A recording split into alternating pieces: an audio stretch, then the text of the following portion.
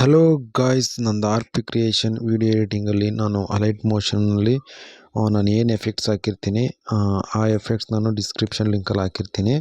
ನನ್ನ ಚಾನಲ್ನ ಯಾರು ಸಬ್ಸ್ಕ್ರೈಬ್ ಮಾಡ್ಕೊಂಡಿಲ್ವೋ ಪ್ಲೀಸ್ ಸಬ್ಸ್ಕ್ರೈಬ್ ಮಾಡ್ಕೊಳ್ಳಿ. ಹಾಗೆ ಲೈಕ್ ಮಾಡಿ, ಶೇರ್ ಮಾಡಿ, ಕಮೆಂಟ್ ಮಾಡಿ.